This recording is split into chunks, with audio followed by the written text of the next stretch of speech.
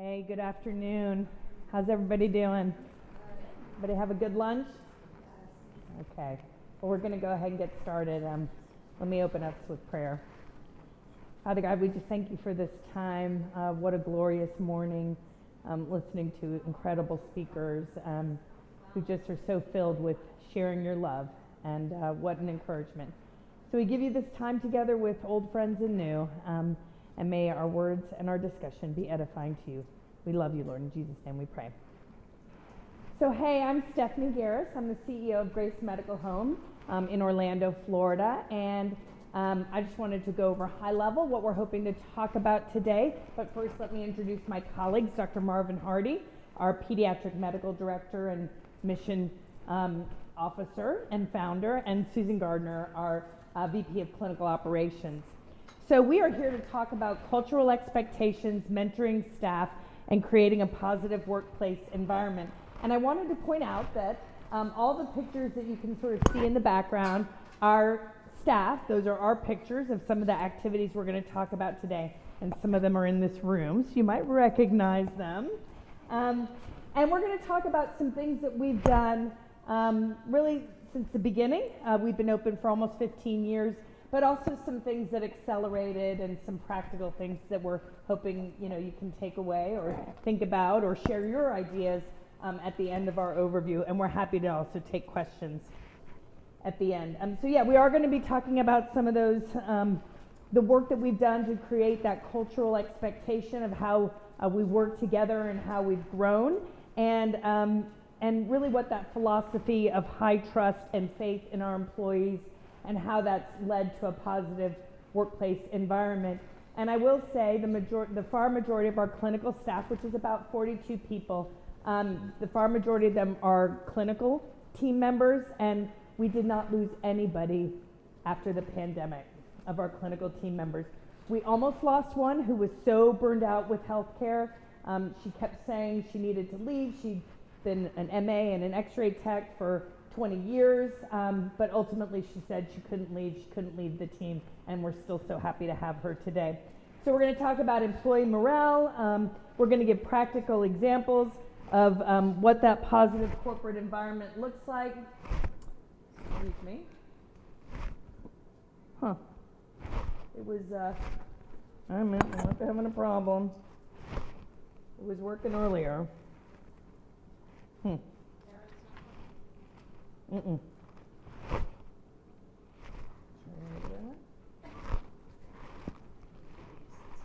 Yeah. Hang on. We had a jostling of the computer, so hold on. Glad we've got people coming in. Yeah, I don't know why it's not. Can one of the students grab the technical guy? Okay, yeah. Okay, thank you. So while we figure that out and get our slides back online, so we're going to talk about some practical examples of some of the things that we've implemented, and talk about healthcare burnout.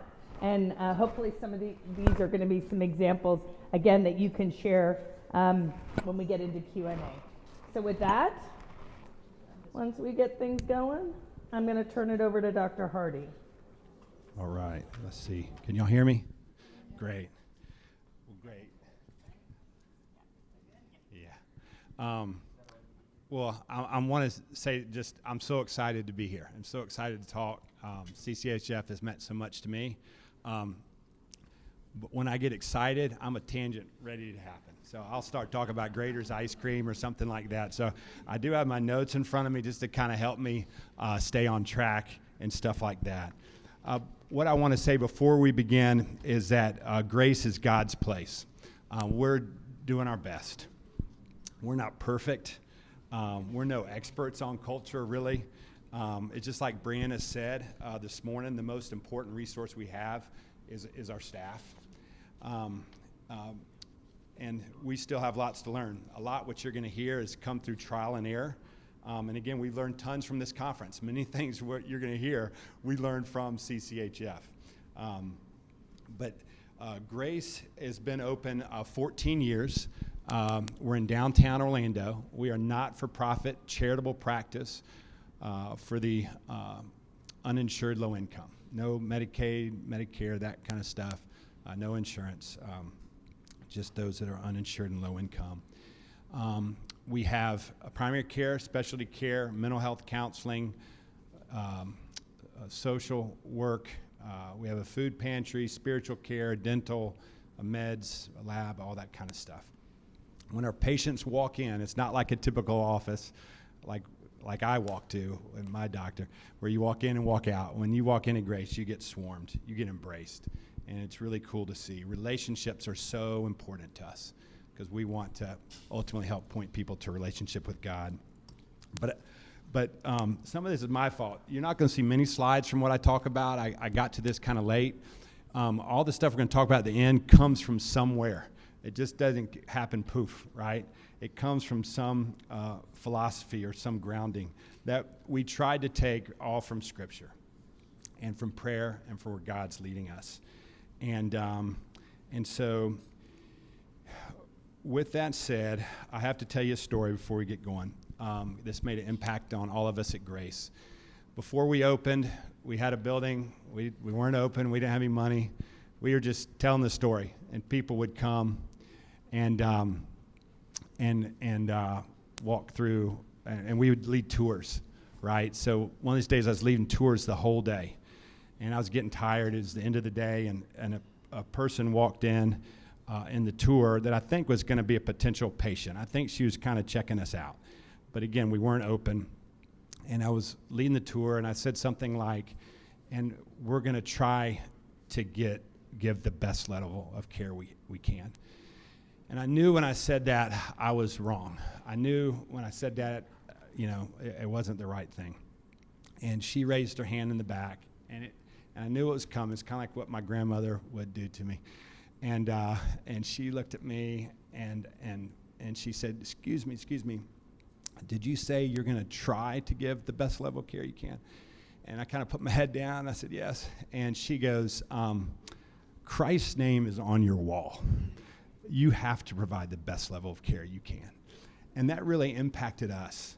And so we thought, what does a medical ministry look like with the foundation around Christ's presence, that he is on the wall, that he is there? Not about what insurance reimburses, not about traditional U.S. medicine or what the world tells us, but it's centered around Jesus and what's best care for his people. The founders at Grace helped set the stage for this. This took years just of this philosophy that I'm going to talk about that's kind of led to some of this. And now is board empowered and staff mobilized. We cannot forget that this is a ministry first, and we have to hold each other up and accountable that all this running around we do every day is just so people may see and encounter Jesus and come to know him. So with that said, I want to go over just some central themes of just this philosophy that's kind of led to this. One is that it's Christ-centered, obviously, right? That's why we're here. But there's something redemptive about what we all do. We're telling our patients to bring their problems, their issues, all their stuff, their ups and downs, and that we'll walk with them, kind of like what Christ does for us. It's upside down care. It's not as the world values. Our hope is to help restore the image of God in everyone that walks through our doors. It's telling the marginalized you have value and meaning and worth. All of our staff get to be a part of this work, not just a couple people, and in humanizing healthcare. The next is humility and following Christ's lead. Our board read a article by Scott Roden. It's called A Leader of No Reputation. And it said if Jesus is our lead and he humbled himself and emptied himself, taking the form of a servant, I'm reading from Philippians 2, being born in the likeness of men, being found in human form, he humbled himself by becoming obedient to the point of death, even death on a cross. If that's our leader, how can our Christ-centered medical practice reflect that? And so we looked hard at that. And at Grace, because of that, we don't have any domineering hierarchies. Everyone jumps in. You're united together for one purpose. Everyone does have a clear role and job description, but we recognize we're a part of a greater purpose. Just as it says in 1 Corinthians 12, there's one body, but it has many parts, but all its many parts make up one body. It is the same with Christ. We speak of that often at Grace Medical Home. The next is relational ministry. And this took years. My wife comes from a Young Life background. We're used to relational ministry and what that means and what that looks like. But that took years to build into our staff and to educate them. And we're even constantly reminding now that it's about walking alongside patients, locking arms, sharing stories, earning the right to be heard. And something amazing happens. An exchange happens, right? As you're doing that and you're sharing with a patient and they're sharing back with you, they learn of our highs and our lows. They learn of our brokenness as well. And y'all have seen this. Barriers are broken down, right? And it's so cool. And so we had to work with our staff just on what does relational ministry look like. The average patient comes to Grace 12.7 times a year. And we don't put that on. That doesn't mean anything other than what I'm going to tell you here now, is that's 12.7 touches a year. Everyone, the staff, the students, the volunteers, front desk, nutrition, providers, nurses, gets to be a part of that. Everyone gets to be a part of that. And that speaks to just being up close and moving towards patients. It's care that's embracing and focusing on the whole person. It's listening to cry-outs. And we read a book before Grace opened called Ministries of Mercy by Tim Keller, and some of y'all may have read that. But in there, he talks about how many times superficial or felt needs or a door or avenue to one's heart. And so we really try to listen to cry-outs. We worked on practical apologetics hard with our staff. We had to change the definition of efficiency at Grace, because we all came from hospitals or private practice where efficiency meant seeing more patients. How many can you crank in, crank out? Right at the end of the day, the other providers where I worked, they would say, I saw 30 today. I saw 35. Can you believe that? Or I saw 20 during walk-in, or whatever it might be. And we had to change that definition. The definition at Grace is that efficiency means we're freed up for relationships. It might be we see more, but we are freed up for relationships. All the staff have freedom to form relationships. Whether they're bringing them back as a nurse or drawing their blood, they all have freedom to form relationships, and they do that, and we talk about that. The next is the obvious one, is just staying in step with the Spirit.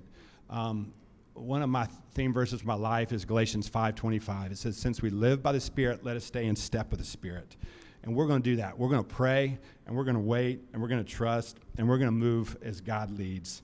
And we include our staff in all this. And it's hard because we all want things now. And it's a struggle. We constantly have to remind each other. They have to remind me.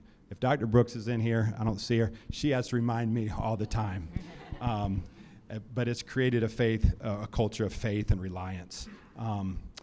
So that's good. And then the last thing is I don't know how to say this otherwise, other than it's meant to give it away. God gives good gifts to us, not to hoard, but to give it away.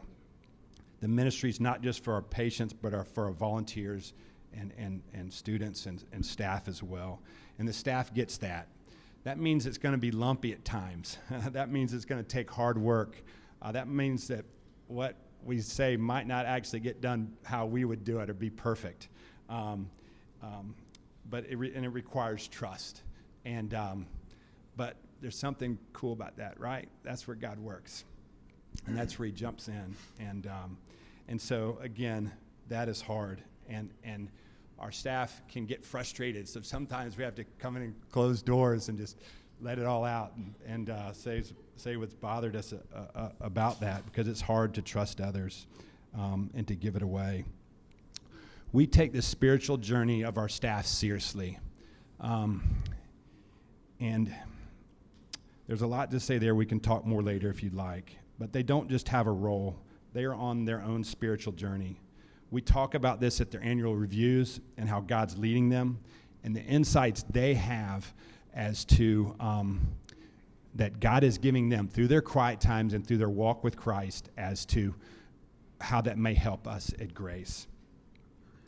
We try to keep the bigger picture in mind of what God is doing in their lives. I think through this, they feel appreciated. We've had very few 2-week notices at Grace, and I think it's because of that. And finally, all of this is done, as you know. I'm preaching to the choir here. I just turn around. Preaching to the choir. It's like we sang today, if he is lifted up, he will draw all men unto him.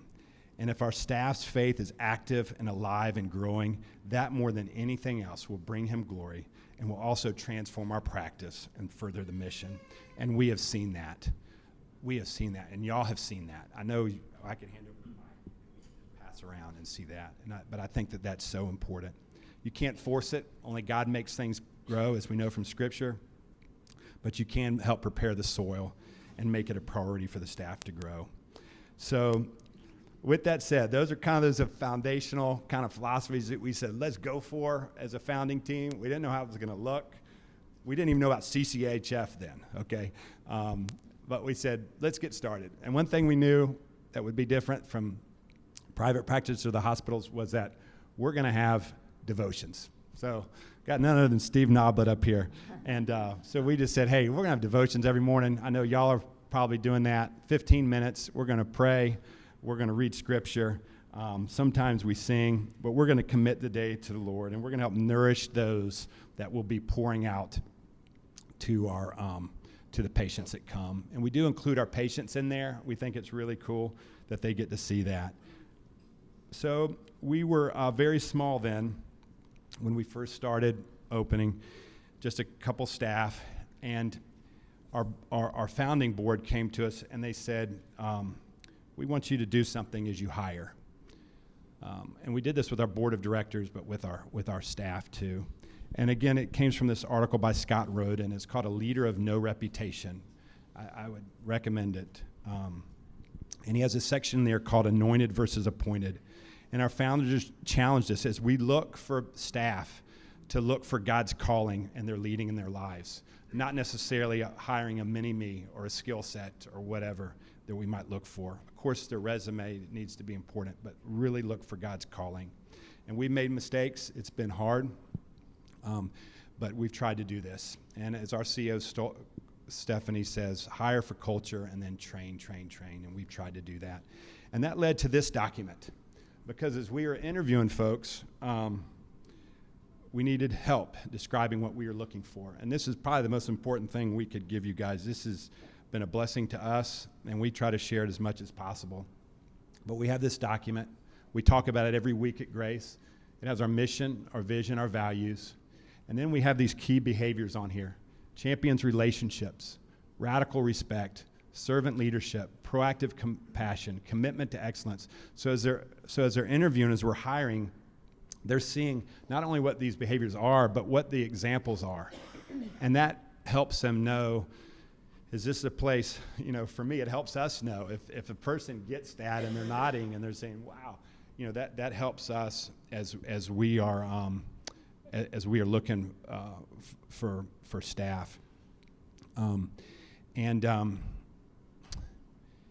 So anyway, we're going to talk, I think, about that a little bit more.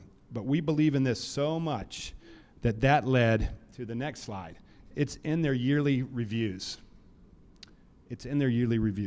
And so, above here are ones that love to share the gospel or something like that. There's other key faith-related things in there. But again, we believe in it so much, it's right there, and we talk about that. Not just weekly, but at their reviews. So with all of that said, we did kind of realize something was important was missing over the first couple years. We kind of had an idea, but that's when we started coming to CCHF. So Stephanie and I came the first year. The next year we brought our whole staff at that time. It had grown. There's like 10 people. And Stephanie and I, we walk in, and back then you walk in and the sessions, they're starting. And we walked in, and Stephanie and I walked right to where we're going to go. And then the other 10 people walked right into a session on burnout. Every one of them. Every one of them. So then we were walking into our session. We saw them walking into theirs, and we were like, oh, man. And the whole time I was in our session, The whole time it was our session, I don't know about you, I didn't remember anything. I was thinking, what are we going to do when we get back home? So we realized we had to care for our staff more.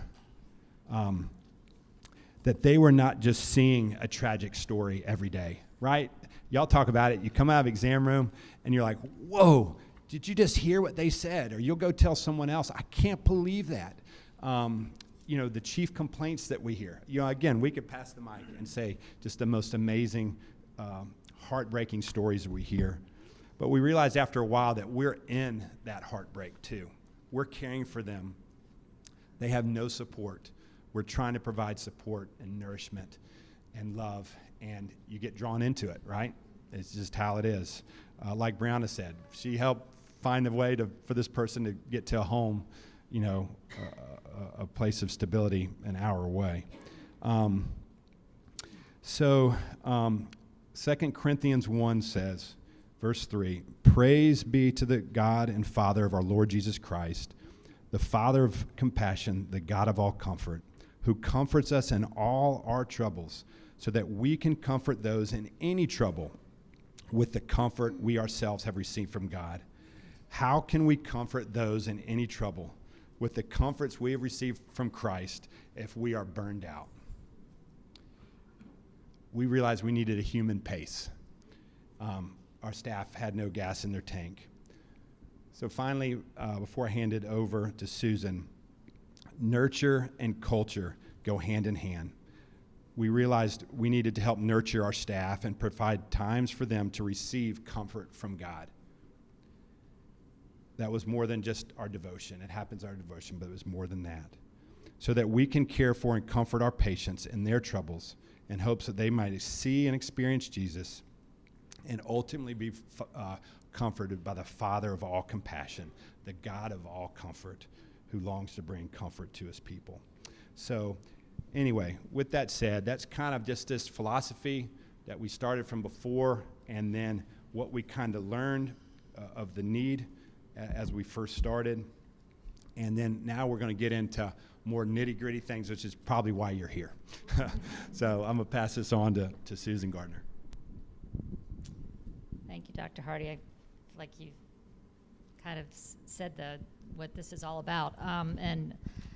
I would love to share some of the ways that we help implement that here at Grace. So thank you for that. And because of this cultural philosophy that Dr. Hardy was talking about, along with the cultural expectations that you saw up on the screen a few minutes ago, those help create a framework that helps us to maintain a high-quality team that is invested in their missional work and also allows for high trust within our work relationships with each other. So it's like we're all playing on the same team. We're all with the same playbook. It's what that guiding document that you saw in the philosophy that Dr. Hardy spoke about.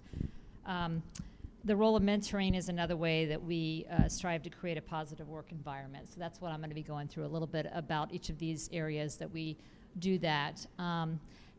Has anybody ever been at a workplace that they've had a really amazing mentor or role model? It makes a huge difference, doesn't it? Have you been in a place where that didn't happen? Because that's even the harder part is when you don't have it happen. So we recognize the important role of mentorship, as you do too. Mentoring is a protected relationship which supports learning by empowering and equipping individuals to develop their unique God-given potential. Successful mentoring is based upon trust. So you'll hear that word a lot as we speak, as Dr. Hardy spoke as well. It's just the trust that established as we work within this environment and framework. At Grace, we try to provide opportunities where we can mentor our staff personally, professionally, and spiritually. We're going to look at philosophy to promote from within. So this person here up on the screen, that's that person that Stephanie was talking about a little while ago, Dagmar, who's been with us the entire time, who's amazing, and is now our lead clinical manager across all of our clinical, overseeing MAs, scheduling, everything. She is happier than ever. We're really grateful for her talents and and hopefully from some of the philosophy that we have in place here has encouraged her to stay with us. Consistent and fair review processes, as discussed in the previous slide, is one of the ways that we can encourage and mentor our staff. Through the shared philosophy, we support and acknowledge the hard work that is done every day. Promoting from within is another way to recognize this growth and development from our team. Position openings are best filled by those who understand and strive to live by our culture. So oftentimes that is those folks that have been working a long time with us. Upward promotion or lateral promotion, which is just as important, may happen. We believe in the philosophy that we want our staff to be happy and to be in places where they feel like they're using their talent the best and are fulfilled in their roles. Sometimes that means I hear a lot from my superiors as well. We hear it talked about a lot about God's leading. So that's very true in your job and where you feel that you're being best used by God. So we always talk about God's leading in our staff's lives. Sometimes that leading is actually to another place even. And we want to be genuine in that belief and honor that belief when the Spirit is leading somebody to a new position or a new place in life. You're going to see that also happen sometimes in the gap year role that I'm going to talk about next. Sometimes our gap years learn that maybe medicine isn't there where God is leading them. But that's all part of the process of learning and mentoring and discovering. So another area that we mentor is in our gap year internship program. So over the last 5 years, Grace has poured countless hours into developing and implementing a successful gap year internship program. The internship is not only an opportunity to learn more about the medical field, but also to receive guidance and support while determining the next step in a medical career. While gap years fill very vital roles in our office, in our clinic, in care coordination, medication storage room, and scribing, they also are learning through intentional mentoring and modeling about our mission. Our mission being to be a medical home reflecting the heart of Christ by offering the highest level of health care to those in our community who need it the most. Gap years start their year-long gap year with us with a day-long orientation that begins with a warm welcome and the why of why we are here. This includes a discussion about our mission, vision, and cultural expectations that we discussed earlier. Next, department heads come in and they introduce themselves and describe their departments. And so all of that to be able to make connections for our gap year students so they feel like that they are supported and that they are going to be surrounded by those folks that do want to mentor them. Gap years are treated like staff. They're treated with respect and they're included in all of our activities that we've talked about so far. Daily devotions, weekly staff meetings, and retreats. In fact, as the year goes along, oftentimes it's our gap years that end up volunteering to lead our devotions and be involved in a lot of our areas like devotions and retreats. They're encouraged to grow in their faith and their knowledge every day. In addition to participating in everything that the staff participates in, the gap year interns also have a calendar of events for the year that's very well thought out. This includes monthly lunch and learn topics that they get to be part of each month, from topics that range from the fundamentals of healthcare access to faith and medicine. They also have intern fun days where they gather outside of Grace to get to know each other better and to grow together. Because of the strength, I believe, of this program, some interns decided they'd like to stay an additional year at Grace, which is woohoo, good for us. So they have spent a year working with us on mission and are ready to take a leadership role. So we do provide opportunities for our gap year students to take some leadership roles. These departments that you see here that we talked about use gap year students and interns heavily. In fact, their departments wouldn't run without them. So We discovered a few years ago that that's a lot of, for those managers that run these departments, that is a lot on that manager as well to organize and coordinate and train gap year students. So we worked with AmeriCorps and were able to secure some positions to create leads for each of these. So those gap year students that decide to stay a second year, they actually can get paid for it, and they become leads in these departments. So they now are in turn are the ones mentoring the next group that's coming through. They're the ones that are helping to train, to plan for the activities that are happening. They help oversee projects, research projects we might have that are involve the students as well. So it's really a win-win situation for all of us. A particular beautiful thing about working in a Christian-based clinic is the opportunity to share one's faith. And time and time again, I hear our gap year leads or other gap years share how their time here at Grace Medical has grown their faith and how that faith can intersect with medicine. The other area that second-year gap years can be involved is as MAs. So we also discovered that pre-med students make amazing MAs. They're eager to learn, and they are eager to get hands-on experience. So these are contracted positions. It fills a need that we have, that during times of high need and scheduling, that we may be short our regularly staffed MAs. These MAs are paid on a contract, so we can flex their time very easily, and that allows for them to have flexible time as they get ready for their mid-year schools ahead of them, and it allows us to be able to have them there when we need them the most. So it's a win-win for all of us there as well. They trade right alongside of our very experienced, very competent MAs, and it makes for a really great, fun team. I also wanted to add that besides our gap year interns, we also have interns in a couple other departments. That's social services, which this year we have 22 of those, and we also have gap years that work in our dental department. And all of those gap years overlap each other. They all get to know each other. They all are welcome to participate in all the activities that we have. So there are so many touch points that we can do and have to be able to mentor the next generation for to have a passion for the underserved and to openly grow in their faith.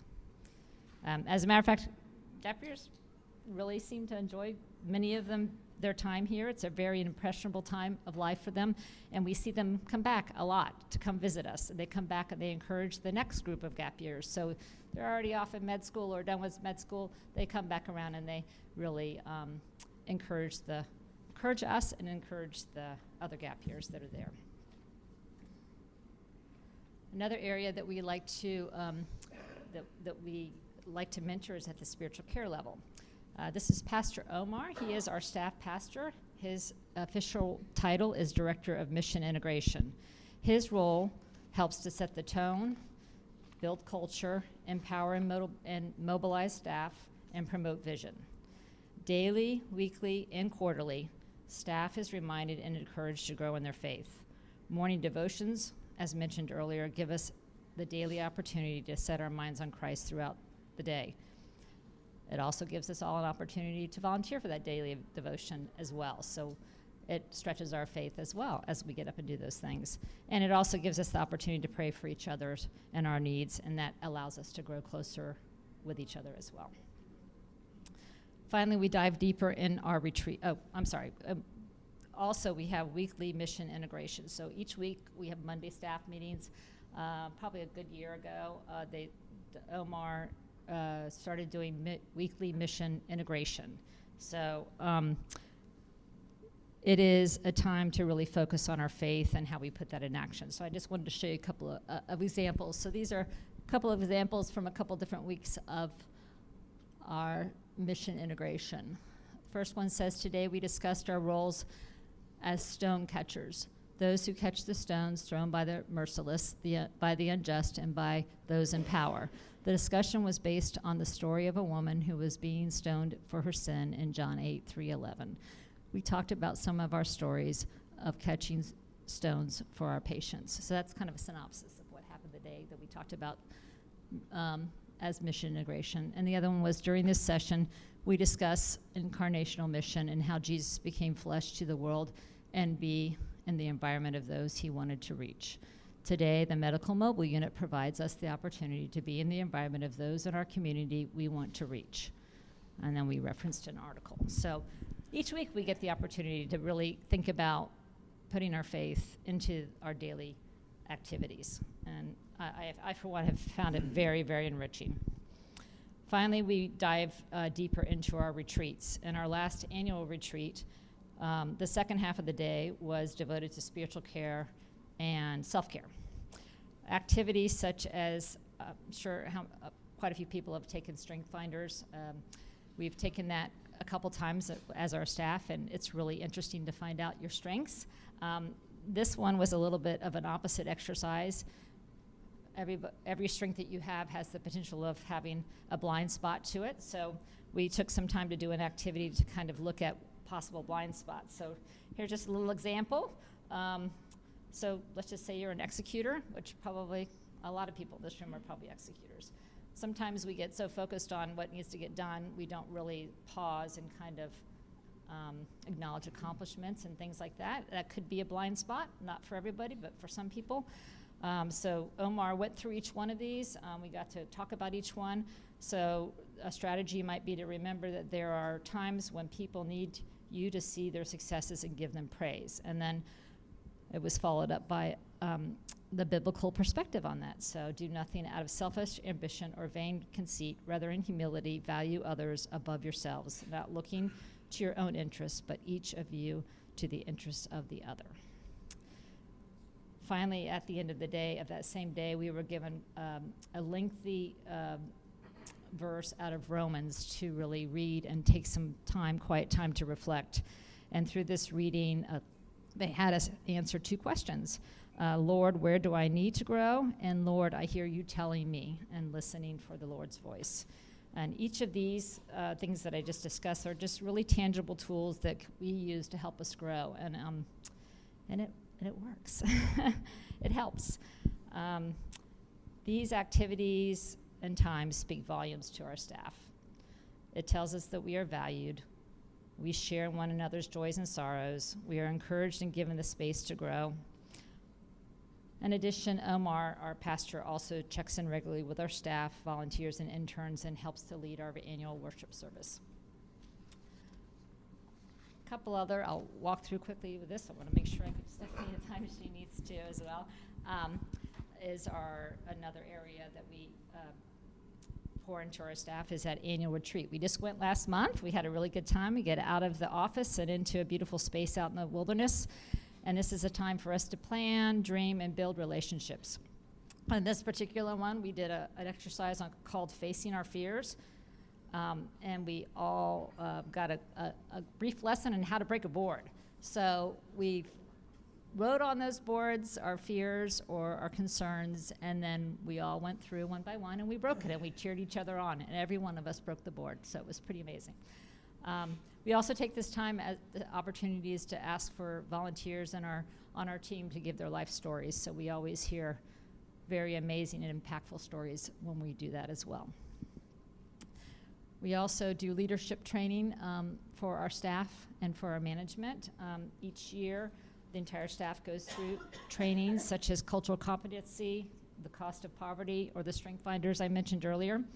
And then we also do leadership training for our managers. This year we were able to do this amazing leadership training called the Trust Transformation. This focused on key behaviors that develop authentic relationships and trust among our peers.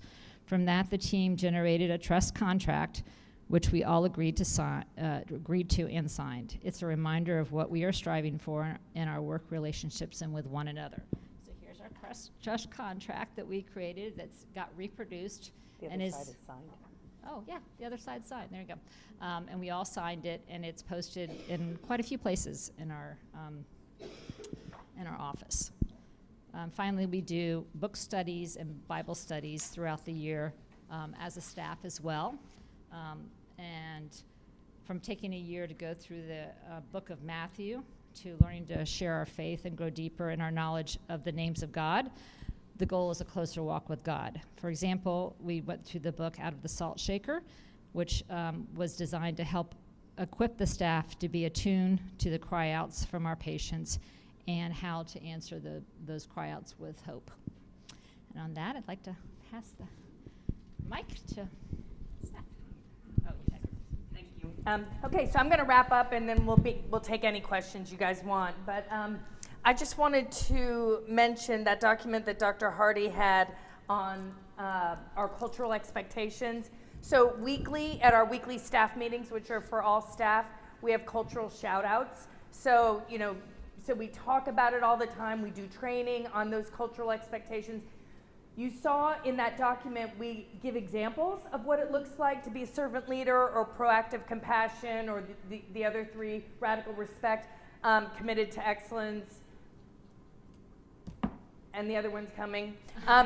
But we also have done trainings on what it doesn't look like, okay? So we've done trainings on what it doesn't look like. And we empower our staff to call each other out. And I've seen it, where there may be a little hall gossiping, or somebody may be frustrated and speak too harshly. And I watch the team say, hey, that's not in alignment with our cultural expectations. So we're trying to shut that down. We're trying to shut down the little nipping that can really undermine a culture and lift each other up. I mean, right, we're all human, it's gonna happen, things are gonna happen, but the more that we can promote that and say, that's not what we're about, and let me pull you aside and have that conversation. So we do the cultural shout-outs weekly. It's on their annual review, but every week we do cultural shout-outs.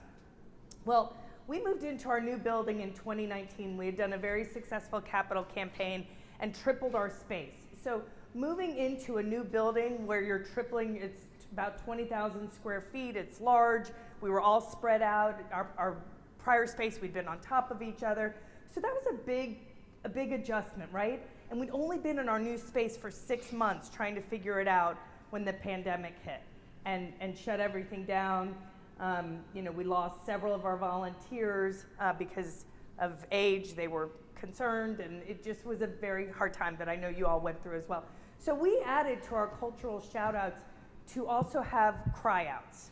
So we do shout-outs or cry-outs, and we do them every week, right? We were then going through George Floyd and just the spotlight on health equity and inequity and just, a very politicized public health environment, right? And so we still do that every Monday. We do cultural shout-outs or cry-outs, and it probably takes the most time in our staff meeting because we want to share. We want to lift each other up and say, hey, where did I see our cultural expectations?